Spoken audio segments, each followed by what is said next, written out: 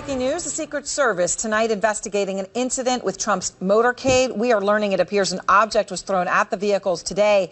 It took place in West Palm Beach as the president was en route to Mar-a-Lago. Our Athena Jones is traveling with the president. Athena, what are you learning about the incident? Hi, Aaron. That's right. This happened about a mile from where we are now. We're now on Palm Beach. This was in West Palm Beach, as you mentioned. It's over the bridge from Palm Beach, which is an island. Secret Service are investigating. It appears that someone threw a rock or threw something at the motorcade. The Secret Service and local law enforcement paid particular attention to a rock about the size of a baseball that was lying in the grass on the edge of the road, about 6 to 8 feet from the edge of the road. And they took pictures of it. I believe we have video of it. And there was also another object that was a piece of wood about this big. It's unclear, we should note, whether either of these objects actually struck a vehicle in the motorcade. That's something that they're still investigating. The Secret Service and local law enforcement going around to the businesses around that intersection to take a look at video, any video that those businesses may have. We just spoke to the man who runs a gas station at that intersection. He has a camera, several cameras with several angles, and Secret Service was still there reviewing that video. So we're awaiting more word on what went down with that. I should note, of course, that the president travels in a limo called the Beast that is armor plated and able to sustain quite a bit of force. But this is still potentially concerning. Absolutely. And Athena, the president also launching a new strike tonight against the media. And this is actually really interesting. He went out on Twitter. Okay, shocker.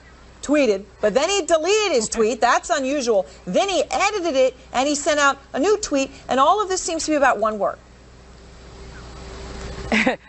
Exactly. Let's just spell it out. I mean, the president has already said he's at war with the media. His chief strategist, Steve Bannon, has called the media the opposition party. So it's clear how he feels about the media. If it wasn't clear from yesterday's press conference, it's clear today on Twitter. He tweeted, the first tweet was, the fake news media, failing New York Times, CNN, NBC, and many more, is not my enemy. It is the enemy of the American people. Sick. You see that word there in all caps. Then he deleted that tweet and tweeted again a few minutes later, apparently wanting to include more news organizations, which required him to edit out that word sick. That second tweet, he said, the fake news media, failing New York Times, NBC News, ABC, CBS, CNN, is not my enemy. It's the enemy of the American people. So he very much wanted to make sure he got every news outlet that he could into that message. And I should mention, about an hour after that second tweet, he said that he tweeted again, quoting Rush Limbaugh, who, according to the president, said his press conference yesterday was one of the most effective press conferences I've ever seen. The president then adding, many agree, yet fake media calls it differently.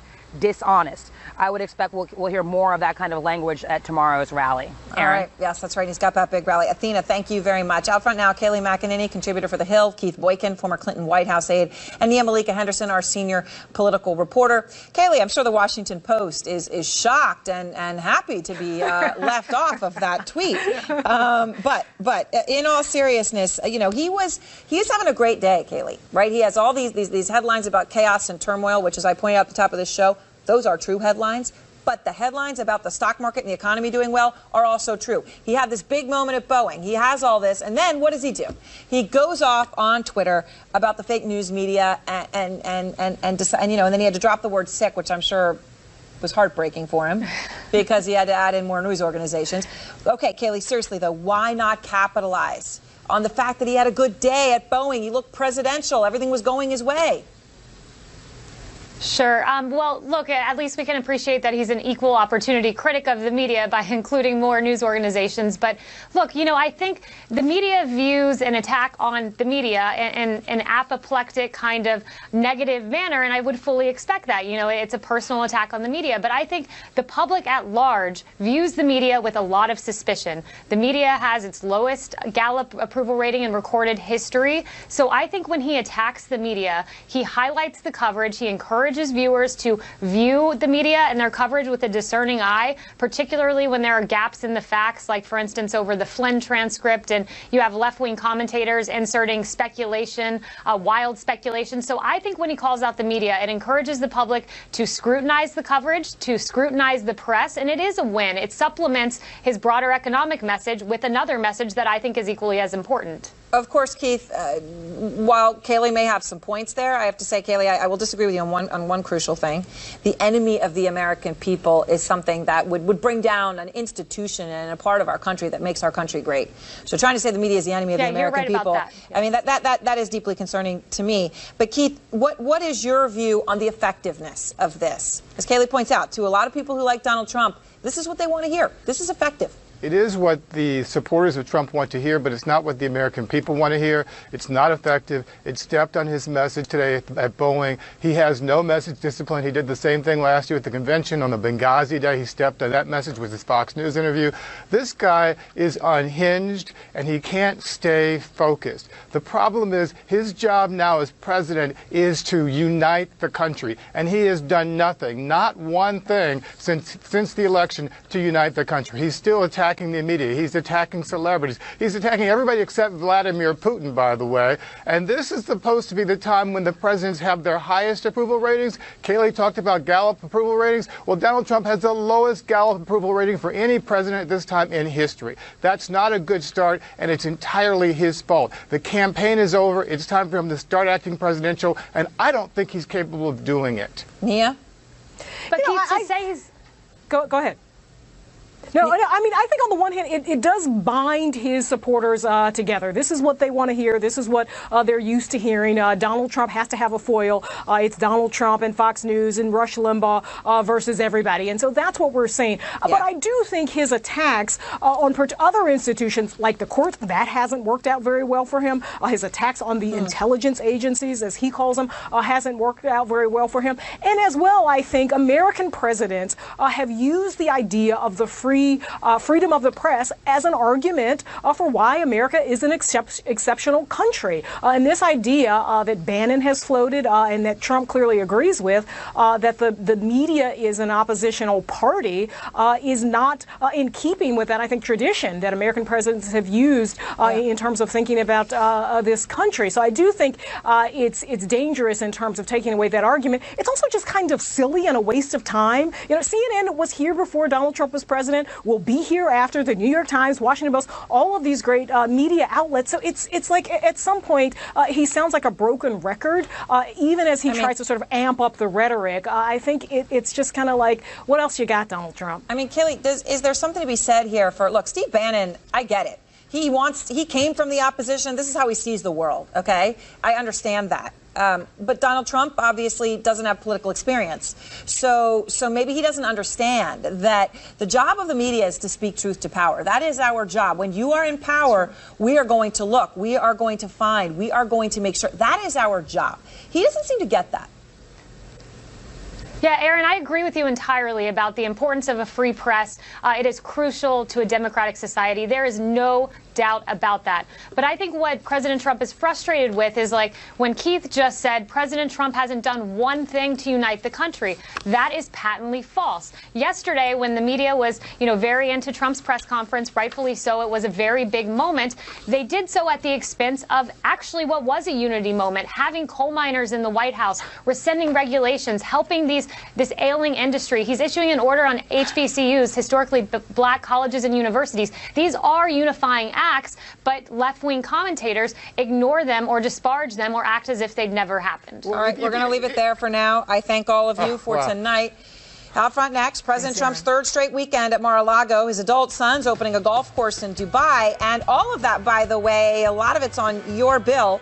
Melania, meantime, still spending most days in Trump Tower. You'll get the numbers, the cost. And President Trump talking tough, putting Iran on notice. What does the average Iranian now think about that? Donald Trump, he's just talking. I think he's just talking, and he doesn't have anything to do. Breaking news, the Secret Service tonight investigating an incident involving President Trump's motorcade in West Palm Beach, Florida. This as the First Family is receiving an unprecedented level of security, from trips to Mar-a-Lago, to the First Lady still living in New York, to the first children overseas in Dubai today. The price tag for security is becoming a very big number, huge in fact. Tom Foreman is out front. The cost of protecting the jet-setting First Family could be epic. starting with the president, vice president, their wives, confidants, children, and grandkids, over 20 people from the get-go. That's unprecedented. It's not unattainable to protect them all. It's just unprecedented. CNN security analyst Jonathan Wackrow says the equation is complicated by the Trump family working out of so many places. The White House, the Mar-a-Lago Club in Florida, several private residences in and out of D.C., and Trump Tower in New York, which the First Lady calls home. Secret Service Director Joseph Clancy. When I go into Trump Tower, the restaurant is full, the Starbucks is full of people. So the challenge is to allow those businesses to continue to operate, but in a secure manner. In the works, permanently hiring out a whole floor for security operations. To give you a sense, that would be 13,000 square feet of prime New York real estate at a 4-year market value of $6 million, although the president could give his team a deal. Another worry? Most of Trump's children are grown and involved in business, meaning lots of travel. The Washington Post put the Secret Service hotel bill for a son's trip to South America at $100,000. And 2 sons are opening a golf course in Dubai this weekend. I would say the most challenging trips for us are the foreign trips. Every time a president takes off, up to 300 people go along. Teams for personal security, counter-assault, intelligence, surveillance, emergency response, military support, transportation, communications, staffing, and more. The price tag is hard to pin down, but a government study found a 3-day trip by President Obama in 2013 cost taxpayers $3.6 million. So will the total security bill be tens of millions, hundreds? It's very hard to forecast what the cost is going to be. Other presidents have raised security challenges with their lifestyles and travel. Bill Clinton's vacations in Martha's Vineyard, George Bush's retreats to Texas, Barack Obama's holidays in Hawaii. And CNN is told just protecting Vice President Biden's family took nearly 50 agents. I mean, that's stunning. I mean, it's when you think about it, it's stunning. Okay, unprecedented, clearly the word. Does it mean unprecedented bills to taxpayers, right? I mean, that's who pays for this.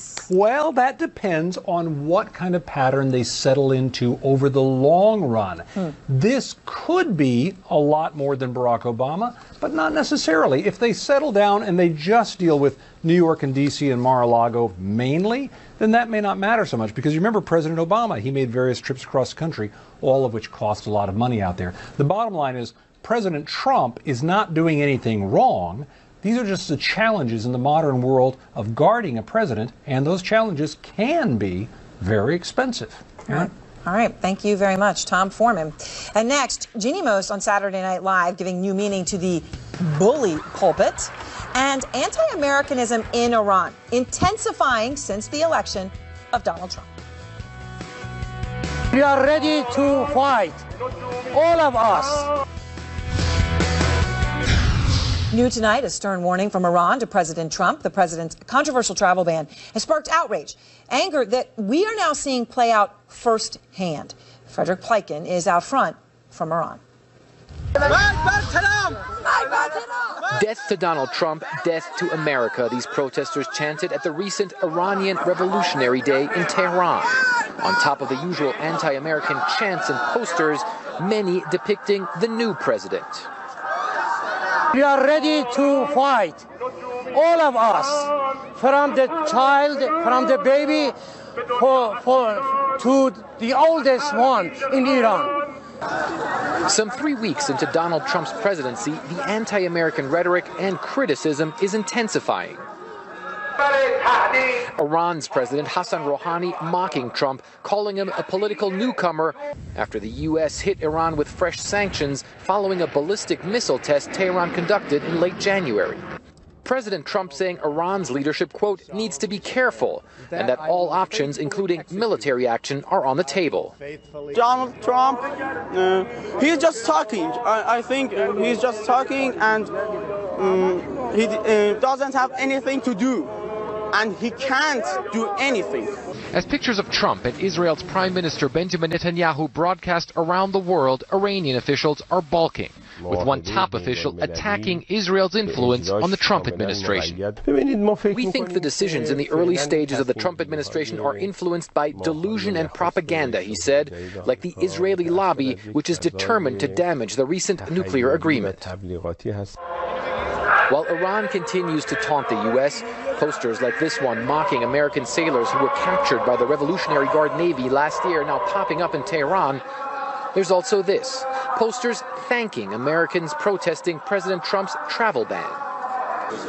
Still, many here fear they could be headed for a major conflict with the new administration after a relative warming of ties during the Obama years. Fred Pleitgen, CNN, Kermanshah, Iran. And tonight, it is becoming America's most famous podium, right? You know the podium I'm talking about, right? As we said, something that gives a whole new meaning to the word bully pulpit. Here is Jeannie Mose. When President Trump stood behind a podium and asked a reporter, "You okay?" It reminded us of another podium and a fake reporter asking the same question. Just mentally, though, are you okay? Kidding me?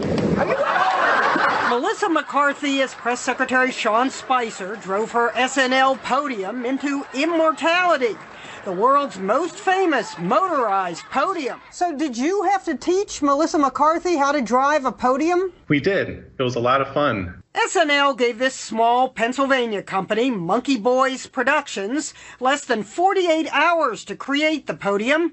SNL first suggested rigging a Segway, but that was deemed dangerous, so they took a motorized wheelchair, removed the seat, and built a podium on it out of foam and wood. McCarthy controlled it with a joystick. In her first rehearsal, McCarthy's driving was a little bit tentative. It's nothing you've ever done before. But once she got the hang of it, she was flying around having a great time, trying to run people over. Of course, even non-motorized podiums have mishaps. Hillary's collapsed, and Obama's? We cannot sustain. Whoops. Was that my, Yep, your presidential seal. All of you know who I am. Podiums are always getting abused by coaches. Well, makes McCarthy seem almost gentle. But when you take the podium, try not to take it with you. The then Prime Minister of Italy tripped on a mic cord at the White House. I have to say, Silvio Berlusconi decapitated the podium but kept talking.